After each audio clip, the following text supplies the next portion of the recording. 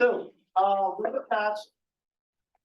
looked at betweenness centrality. We looked at clustering centrality, and for both methods, we see that if there are not many connections around one point, and so that all the messages have to go through a specific point, that will result in a high betweenness centrality for that node, because basically most of the shortest paths between 2 points have to go through this point. A similar idea was seen in clustering coefficient. We saw that if there are too many structural holes in the graph, meaning that there are too many missed links in between the neighbors of a graph, what happens is that it will essentially have a lower clustering, for example.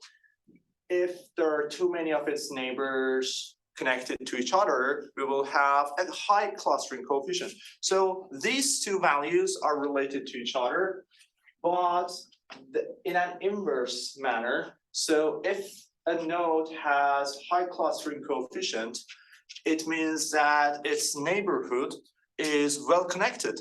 So if it's click, it means that all its neighbors are connected to each other. So it is easier to go around that node. And at the same time, for betweenness centrality, we looked at this node, which has high betweenness centrality. It meant that there are not many basically ways to go around this node. So, shortest path between this node and any other nodes, except for this guy, is gonna go through this node, for instance. So we see that clustering coefficient is essentially highly correlated with betweenness centrality,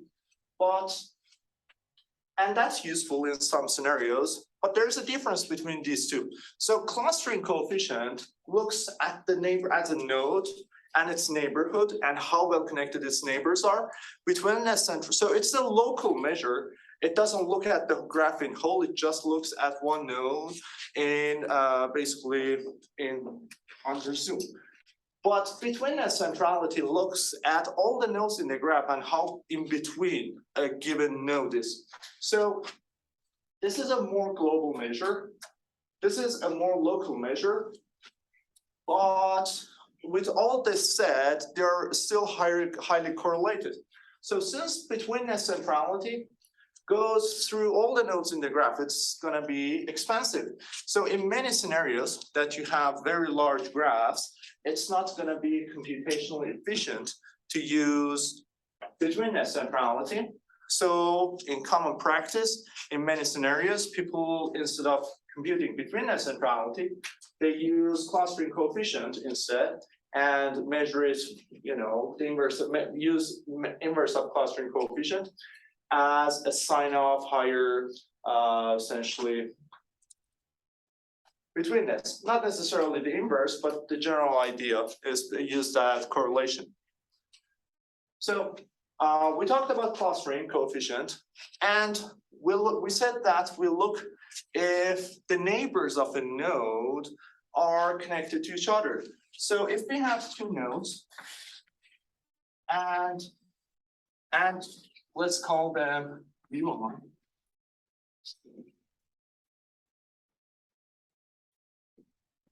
We have V1, we have V2, and this guy is U, right? So let's say that we're look at the ego graph of node U, and V1 and V2 are basically its neighbors. So if they're connected, it is going to be a triangle, right?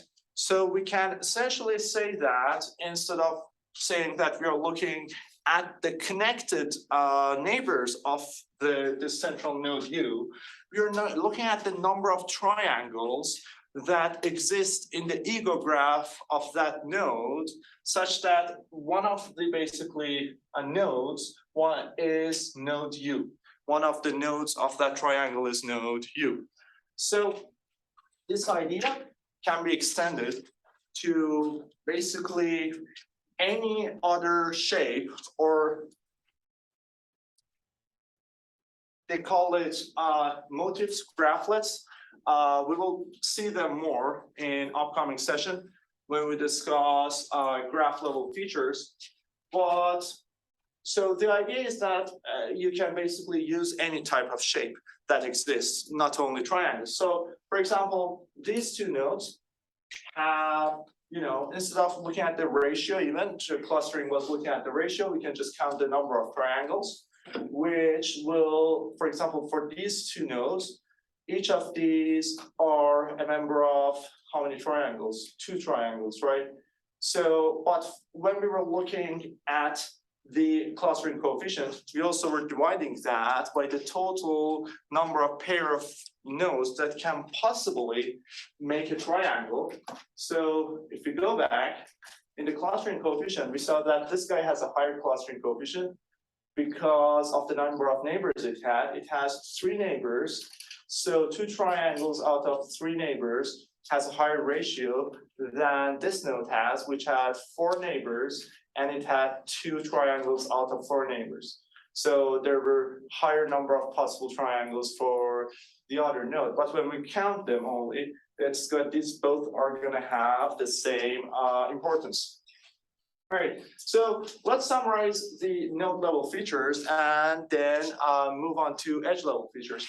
So we studied node centrality for different measures. We looked at degree, which was the simplest one. We looked at eigenvector, which is the eigenvector centrality is the basis for many other centralities that we saw, like cuts and page rank. They were all based off of eigenvector centrality. And we looked at different, so these were mostly for undirected graphs. And then we looked at the scenario that we need to move to directed graphs. We looked at the problems, cut centrality and page rank were each suggesting some remedy for these. And so these were essentially matrix-based measures. Then we looked at a couple path-based measures with closeness, centrality, and betweenness. So we looked at another definition close to node centrality called clustering coefficient, and how essentially, and another concept, structural holes, and we looked at how clustering coefficient correlates with betweenness centrality. And at the end, we looked at the fact that we can characterize each node with the number of different shapes that exist in its neighborhood.